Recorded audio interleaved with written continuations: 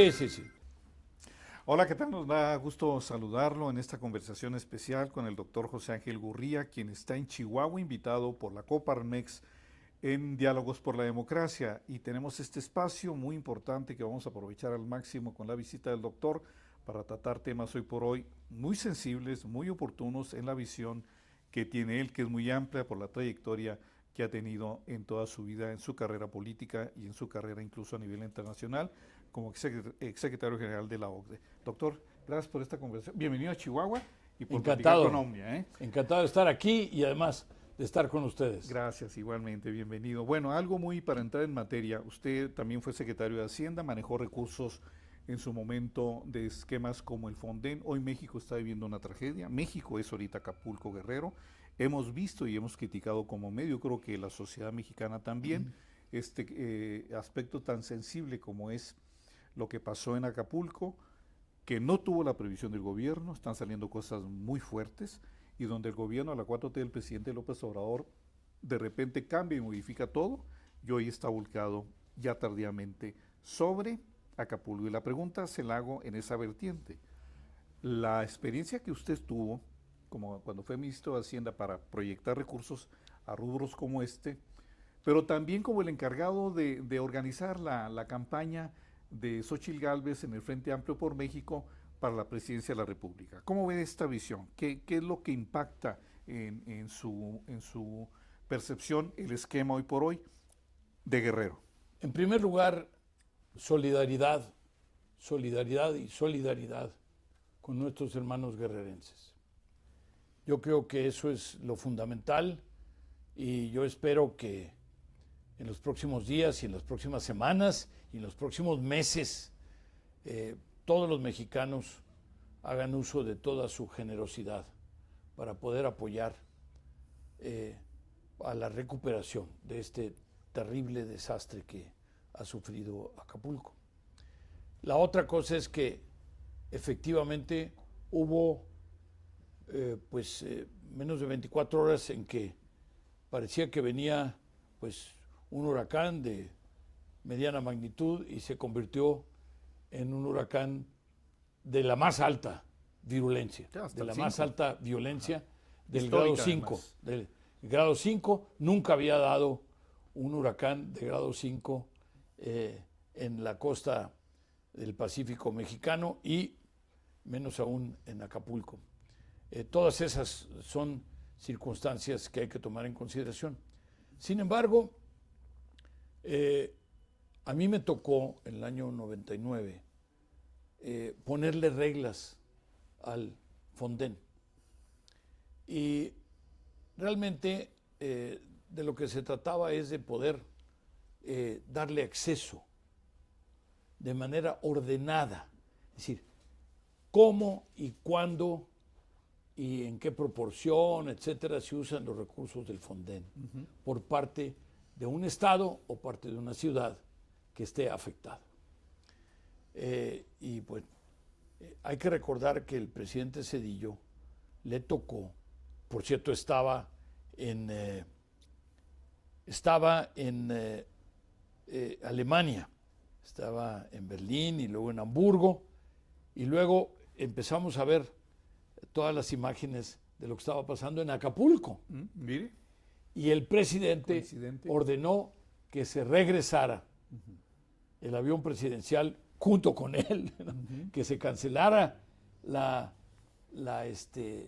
gira. Alemania. ¿Qué meteoro tocó en esa ocasión?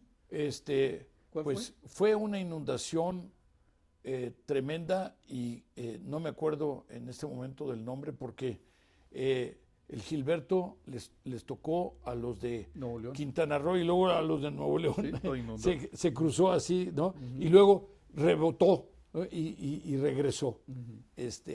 Pero aquí no sé exactamente cuál fue el meteoro, pero el hecho es que quedó muy dañado a Acapulco y el presidente regresó y prácticamente no salió de Acapulco. Iba a México para algunas cosas, en fin, juntaba al gabinete, en fin, y se regresaba a Acapulco, y se regresaba a Acapulco. Y de hecho, escribió una especie de manual sobre qué hacer. Por ejemplo, Cedillo, su puño y letra. sí, dar despensas o no despensas. Y él decía, comida caliente por parte del ejército en lugares abiertos, públicos, en donde se vea muy claramente qué esfuerzo está haciendo el ejército. Y yo debo decir, por cierto, que en este caso, pues homenaje al ejército, homenaje a la Marina y también homenaje a los ingenieros de la Comisión Federal de Electricidad y a los técnicos que han restablecido el fluido eléctrico. Se llamó Paulina. La tormenta Paulina. El Paulina, sí. Paulina, exacto. Paulina, qué bueno que tenemos a todos estos expertos. Mi primer trabajo en el gobierno fue formalmente a los 17 años en la Comisión Federal de Electricidad, en el Departamento Financiero. Pero cada vez que había desastres naturales, los ingenieros de la Comisión Federal de Electricidad iban a restablecer el sistema eléctrico, el fluido eléctrico. Y así lo hemos visto a lo largo de décadas y décadas y décadas. Y siempre son unos verdaderos héroes. En la parte que le preguntaba, el complemento del cuestionamiento, esta situación de la tragedia y la inacción, en principio, por parte del gobierno federal, ¿cree usted que puede hacer algo que realmente afecte la imagen del presidente que ahorita está volcado criticando? Yo diría que habría no que olvidarse de la imagen del presidente, habría que olvidarse de la imagen de cualquier otra persona. Lo que importa es ayudar a los guerrerenses. Y, por otro lado, el hecho de que ya no haya de dónde sacar los recursos para aplicar de inmediato la ayuda. Todo el dinero, todo el ayuda, y además se van a necesitar hoy y mañana para atender lo básico, para atender lo más elemental, para darle de comer a la gente, para cubrir a la gente, para tapar a la gente, y después va a necesitarse para restituir la infraestructura y después van para modernizar y que no vuelva a suceder eso, etc. Entonces, estamos hablando de que pues van a tardar quizá años. La recuperación. Y había un recurso, había una manera, había de dónde sacar los recursos de hoy, de mañana, de pasado y del mes siguiente. Y ya no hay.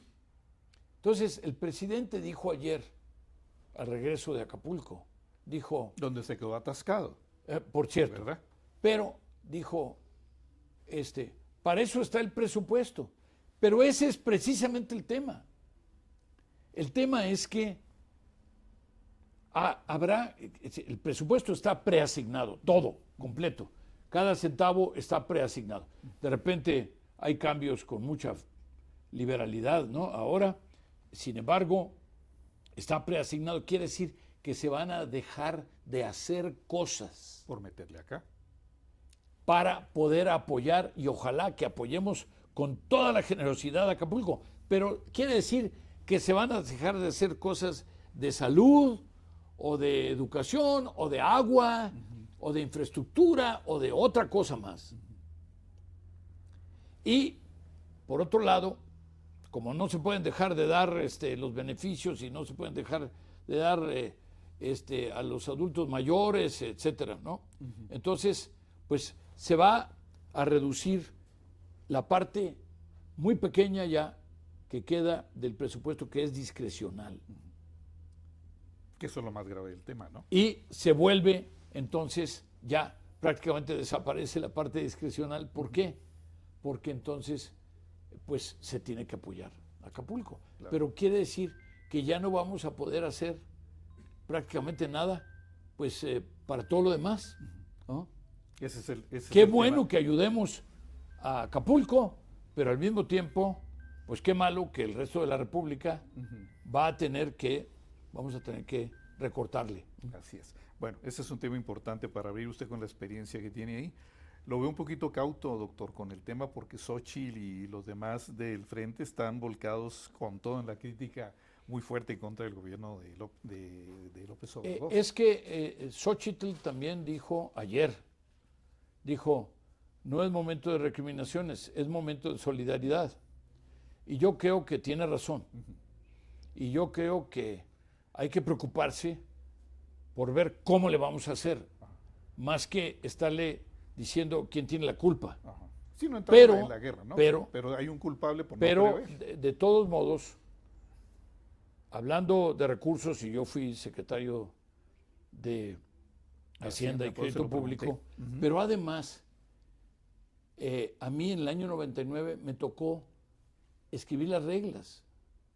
Y entonces, para mí es especialmente doloroso y En el delicado. 99 se creó el Fonden. Sí, es que el Fonden oficialmente se creó en el 96, Ok. pero se le dieron reglas de operación por primera vez En el en el 99. Y a mí me tocó, yo era secretario de Hacienda. Ujú. Y entonces, yo te diría que me es especialmente delicado y especialmente doloroso que se haya decidido descontinuar el Fonden, o de irle bajando el nivel, ¿verdad? Sí. Pero además, ya sabíamos para qué era. Mira, en aquella época se nos inundó Acapulco y después se inundó Chiapas. Yo no sé si te acuerdas, Chiapas se inundó tanto que no se podía entrar por México, solo se podía entrar por helicóptero o por Guatemala. Así, Estaba cercado. así de tanto se Aislado. inundó. Bueno, pero había con qué. Y además, por supuesto, efectivamente todo el presupuesto, en fin. A mí me tocó hacer un cuarto recorte, porque primero había hecho 3 recortes por la caída del precio del petróleo. Se cayó a menos de $10. Estuvo a un poco más de $8 el barril de petróleo. Hoy está a $90. Dice uno, bueno, es jauja, ¿no? Y entonces estuvo a $8. Pero tuve que hacer un cuarto recorte porque se inundó Chiapas y el presidente no quería que aumentáramos el déficit.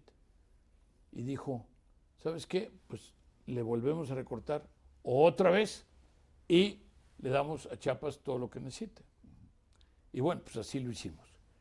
Pero yo te diría que pues a mí, digamos que me es especialmente sensible el tema. Sí, México está hoy en Acapulco, en Guerrero. Así todo es. México. Y Así también la es. pregunta yo creo que es importante, interesante, aparte de lo que usted nos ha dicho en la experiencia, porque en el 85 con el sismo, otra tragedia de terrible alto impacto, estuvo a punto de darse, lo recuerdo muy bien, yo estaba en una edición del Heraldo en Chihuahua, de la OEM, y estuvo tan fuerte que se corrió el rumor de que pudiera darse un golpe de Estado por la inacción del gobierno de Miguel de la Madrid en ese momento. Ahora, una cosa que estamos repitiendo hoy en día con el gobierno de López Portillo y la 4T, en el caso de otra tragedia natural que es un huracán, ¿verdad? Entonces, por eso sería el esquema de aprovechar su comentario. Pero bueno, aprovechando el tiempo. No, mira, hace un momento me comentaste que estaba yo medio flojo en mis juicios. No, lo sentí cauto, porque todos están disparando. Yo te diría Y que... usted es el coordinador de Xóchitl, ¿no? No, pero mira, lo más importante aún. Yo te diría que esto pasó hace muy pocos días. Es decir, estamos hablando ¿De 2 días. ¿De antier? No, sí, estamos hablando de antier y por lo tanto estamos hablando de que ya se restauró el fluido eléctrico, ya se restauraron algunas de las comunicaciones, etcétera. Ya puede uno hablar con ellos, ya se abrió la autopista, etcétera. Es decir, se van haciendo cosas conforme las posibilidades físicas lo permitan. Esa es la naturaleza de los desastres naturales. Los deslaves, por ejemplo, los deslaves se tienen que retirar de las carreteras y tiene que haber, pues, toda una logística. Toda una logística que hay que hacer llegar ahí para empezar. Y, insisto, estamos hablando, pues, de unas pocas horas de que esto sucedió. Porque además... Entonces, no es que esté siendo yo fácil o cauto, o cauto, o prudente, simple y sencillamente que esto acaba de suceder. Sí, porque el gesto de López Obrador nunca lo habíamos visto en lo grave que ha estado en los últimos días frente a una situación de esta naturaleza. Pero bueno, ese es un punto, y aprovechando el esquema, doctor, usted como coordinador de la planeación de la estrategia de la campaña próxima, ya estamos a días de que inicie esto. El 20 de noviembre. El 20 de noviembre, fecha conmemorativa. Estamos a un mes. A un mes, menos más de un o mes menos, prácticamente. menos de un mes ya. ¿Cuál es concretamente la estrategia? ¿Qué es lo que usted ha organizado? ¿Cuál es su visión? ¿Cómo va a operar Xóchitl Gálvez frente a una maquinaria que, salvo, insisto, este caso de Acapulco, que es tan estrujante? Quién sabe, hay que ver los datos, cómo le va a pegar al gobierno de la 4T, aunque todo en este país se normaliza, no pasa nada, aún pasando lo más grave, que es paradójico. ¿Cómo viene la estrategia? ¿Cómo le van a hacer? ¿Dónde va a operar Xóchitl para tratar de persuadir a los mexicanos de que hay un cambio frente a una maquinaria poderosa, sin escrúpulos, que no tiene límites para poder mantener, y para allá va, el poder otros 6 años? Pero mira, yo te diría que no se le puede atribuir al gobierno de que haya un huracán clase 5 que afecte a Acapulco, ¿verdad? No. Es terrible, es lamentable y hay que entrarle. ¿No? Ahora hay que entrarle. Lo que le exigimos al gobierno es que sea efectivo, que tenga todos los recursos Acapulco y Guerrero en general, ¿no? Todo el estado, y luego ya se fue hasta Michoacán, ¿verdad? Por ahí hizo también daños. Pero bueno, la otra cosa es que tengamos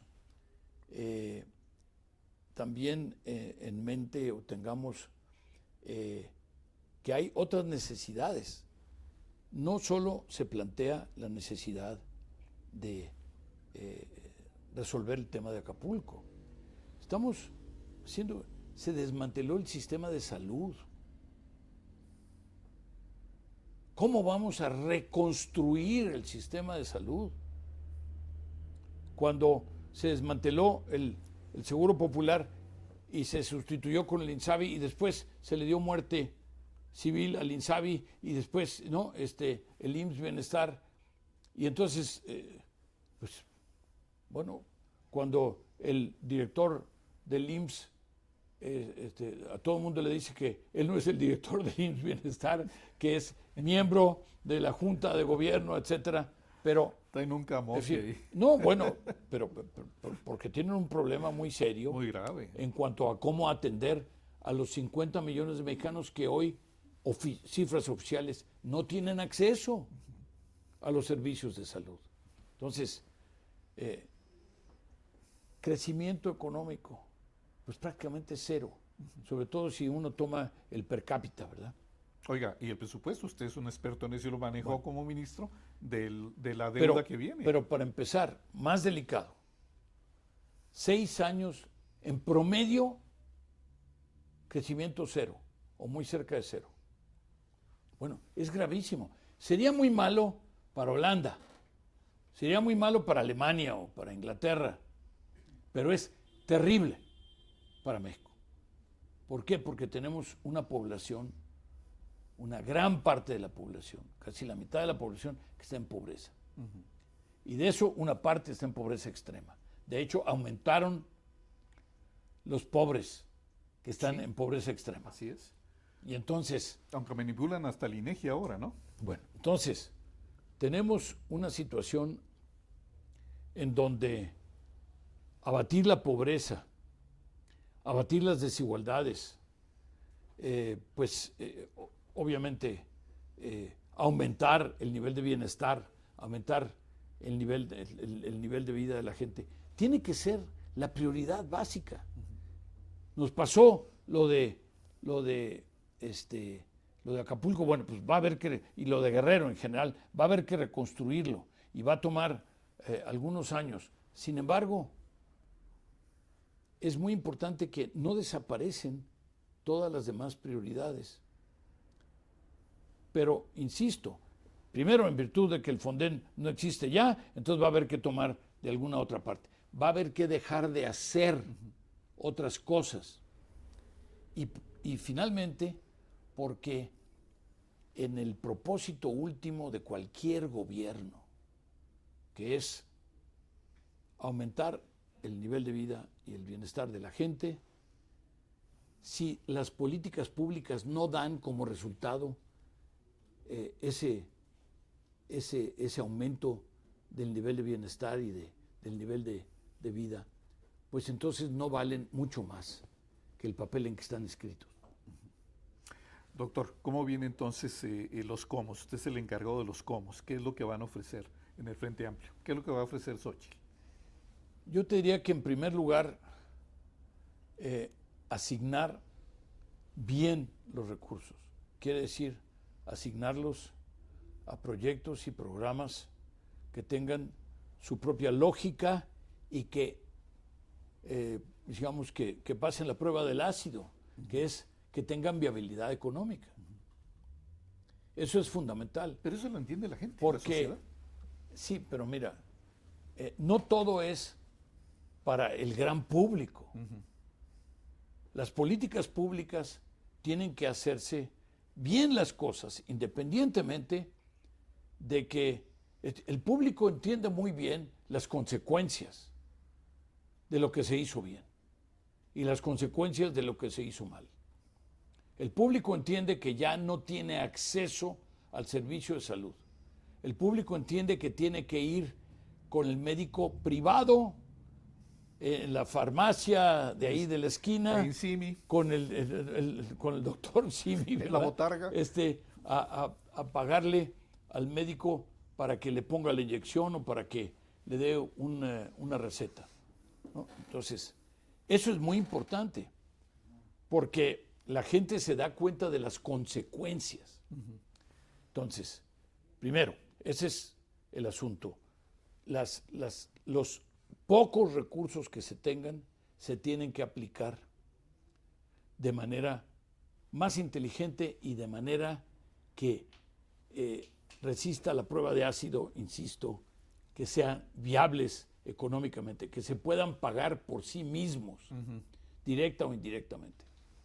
Y por otro lado, porque dice la gente, bueno, pues lo único que necesitamos es hacer una reforma fiscal. No, lo único que necesitamos, no. Pero perdón, ¿cómo le va uno a pedir a la gente que pague más impuestos cuando la gente hoy no sabe a dónde van a dar los pesos de los impuestos? Como el impuesto al ingreso del trabajador. Porque además, si de repente todo es seguridad nacional, o todo se oculta durante 15 o 20 años o no sé cuánto tiempo más, vamos a estar sin acceso a esa información, cuando es independientemente de quién ejecute las obras. Eso no es lo más importante. El problema es que se mantenga la transparencia y que cada contrato que se otorgue resista el más severo escrutinio respecto de que sea totalmente transparente. Que es lo que menos ha habido en la 4T, ¿verdad? Una total opacidad. Bueno, ese es el problema, es muy grave. Y entonces, ¿dónde está tanto dinero? Pues, en este momento no sabemos dónde está tanto dinero y no sabemos dónde está el dinero y no sabemos por dónde se fue. ¿Por qué? Porque simple y sencillamente se ha declarado que es seguridad nacional. porque el ejecutor son las Fuerzas Armadas.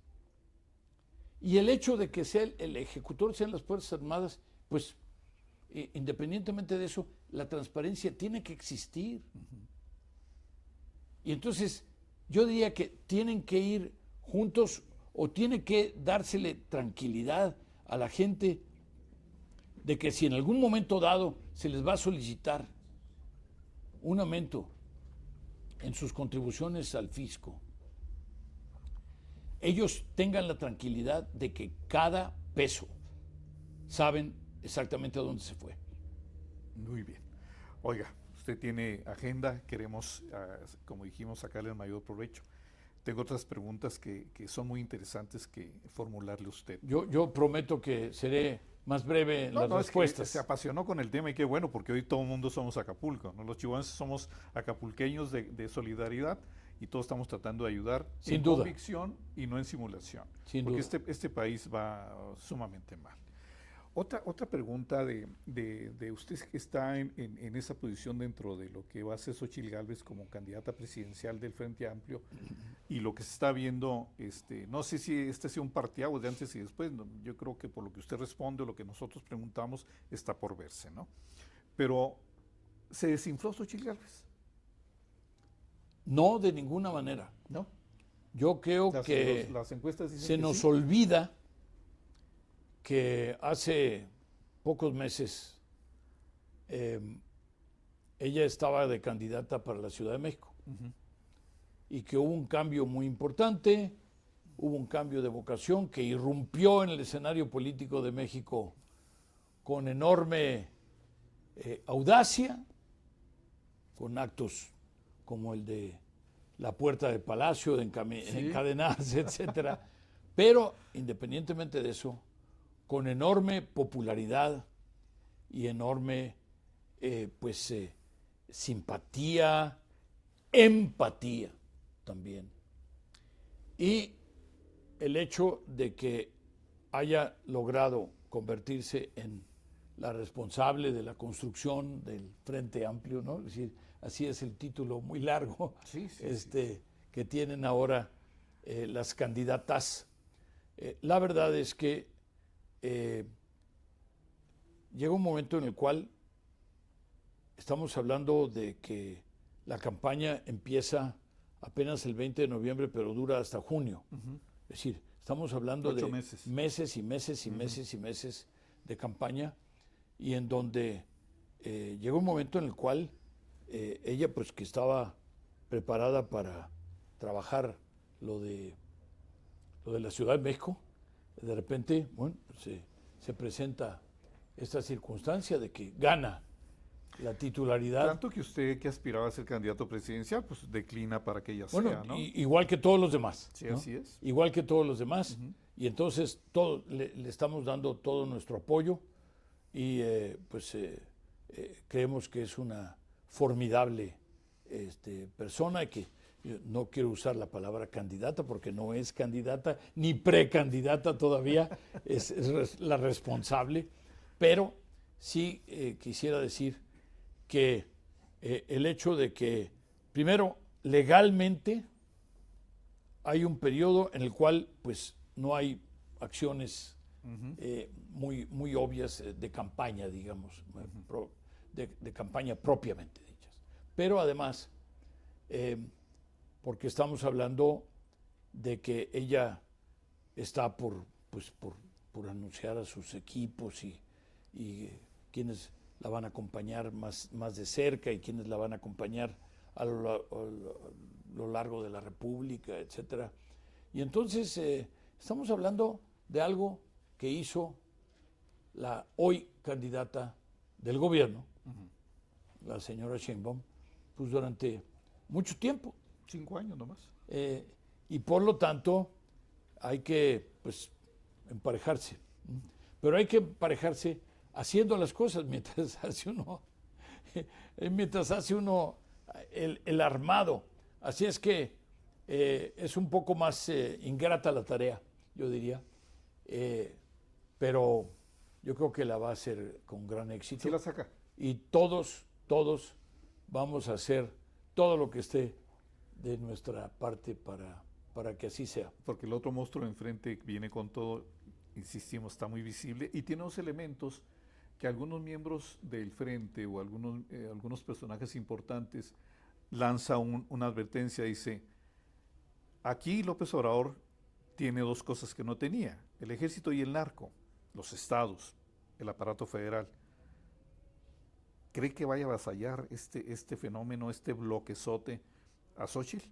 No, y debo decir que le tengo gran fe al ejército como defensor de las instituciones nacionales y de que, llegado el momento, si hay una muy clara evidencia que pueda darnos el INE y el Tribunal Electoral, ¿no?, de que efectivamente prevaleció la oposición, pues que entonces, entre otros, el propio ejército así se lo haga notar al presidente de la República, que además yo estoy también convencido, porque hay todas estas ideas de la conspiración, ¿no?, de que no va a permitir que entregue el gobierno, etcétera, etcétera. Y yo les diría que esto ya lo veremos, ya veremos en el momento en que suceda. Finalmente, agradeciendo el tiempo, el esquema de los partidos. ¿Tiene usted confianza en un PRI que dicen que es caballo de Troya con Alito para socavar el frente por la conspiración que ha tenido? Ahí está el esquema militar cuando traiciona al frente, la mediocridad del PAN con Marco Cortés, el efecto bisagra y los pactos oscuros de Dante Delgado para vivir al frente que ha hecho con López Obrador, lanzando a un personaje como el gobernador de Nuevo León, que hoy por hoy tiene problemas en su estado, en esta pretensión de dividir a la oposición. ¿Cuál sería su punto de vista? Déjame aclarar en primer lugar el tema de la prolongación del mandato del ejército, digamos, en tareas de seguridad nacional.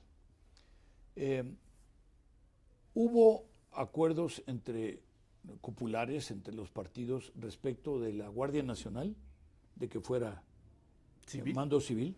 Que no lo es camuflado. El INE, de que se respetara el INE y no se desmantelara el INE, y también respecto de la reforma eléctrica.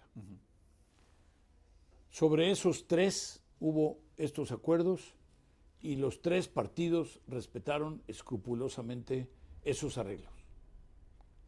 El tema de la prolongación de la presencia del ejército en temas de seguridad nacional es algo que quizá, si uno le hubiera preguntado a todos los gobernadores y a todos los presidentes municipales en ese momento, hubieran dicho, no, por favor, déjenoslo. Y no estaba en la negociación, simplemente lo comento porque hasta ahora los partidos han sido solidarios respecto de los acuerdos que han tomado, los han cumplido, y los líderes de los partidos políticos hoy han cumplido estrictamente con lo que han ofrecido como coalición. Pero, y eso lo hablamos bastante con todos los compañeros periodistas, los gobiernos de coalición en México es una tradición que no tenemos, es una cultura que no tenemos y que nunca habíamos practicado. Y los gobiernos de coalición son más estables, los gobiernos de coalición son más democráticos, son más abiertos, son más incluyentes, no tienen ocurrencias, no son arbitrarios. ¿Por qué? Porque se discuten mucho más los temas entre un gobierno de coalición. Y además porque hay de por medio la estabilidad del propio gobierno de coalición. Y entonces estamos hablando de que por primera vez se haría un gobierno de coalición en México. Qué bueno que así sea, ya nos tocaba, pero yo te diría, después de 15 años de haber tratado con puros gobiernos de coalición, menos el de México y el de Estados Unidos. Eran los únicos que no eran gobiernos de coalición. En ¿no? la OCDE. Sí, en la OCDE. Entonces, los 29, luego los 30 y luego los 38 que dejé yo en camino y después ya como miembros y los 6 más que en este momento están en proceso de integrarse y que yo también dejé caminando, estamos hablando de que prácticamente todos son gobiernos de coalición. Entonces, yo viví a los gobiernos de coalición. Yo trataba con los gobiernos de coalición. Pero de primer mundo. A mí me mandaban, no, también países como Chile, que tuvo gobiernos de coalición a pesar de ser régimen presidencial. Con Piñera. Pero con Bachelet. ¿Con Bachelet? Piñera, Bachelet, Piñera. Sí. Acuérdate que fueron 2 veces hasta cada uno de ellos. Hasta que vino, ¿no? Boric, el populismo, y se acabó. Y entonces, bueno, y vino Boric, pero ¿qué pasó? Que estamos hablando de gobiernos de coalición más allá de que sean regímenes presidenciales o regímenes parlamentarios. Y esto es algo que de repente la gente pierde de vista. Y es fundamental, es crucial. Mira, lo que ha pasado con los partidos políticos y la sociedad civil, insisto y subrayo, y la sociedad civil, es un hito en la historia de la democracia mexicana. Ojalá avance, por el bien de México. Igualmente. Doctor, ¿algún mensaje final para Chihuahua, para la invitación de Coparmex, de los medios? ¿Algún comentario final? Gobiernos de coalición y programa de gobierno, así se llama la plática que me invitaron a dar. Y yo te diría que en materia de programa de gobierno ya estamos prácticamente en la última etapa, ya haciendo consultas de congruencia, etcétera, y ya yo creo que... Oiga, no le preste el documento a Alito porque se lo testea. No. Todos los partidos políticos y la sociedad civil van a recibir su documento y también la candidata va a recibir su documento y la verdad es que será un punto de partida, no un punto de llegada. De ahí se hará la próxima etapa, que es cuando ya se hagan visitas a todos los diferentes estados, a todas las ciudades, etcétera, a partir del 20 de noviembre. Pero además se pueden discutir cosas, se pueden, antes, en la medida en que no sean actos de campaña propiamente dichos, se pueden discutir cosas y se puede aprender mucho.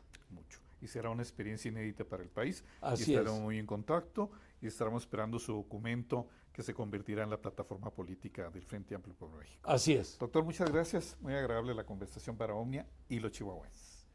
Muchísimas gracias a ustedes y un saludo muy, muy cariñoso a Chihuahua y otra vez un saludo fraternal, solidario a Guerrero. Desde aquí para Guerrero, su mensaje. Así es. Gracias. Gracias al doctor José Ángel Gurría, su estancia en Chihuahua, invitado por Diálogos por la Democracia de Coparmex Chihuahua. Nos vemos en la siguiente. Muchas gracias por su atención y usted tiene mejor comentario. Muy bien.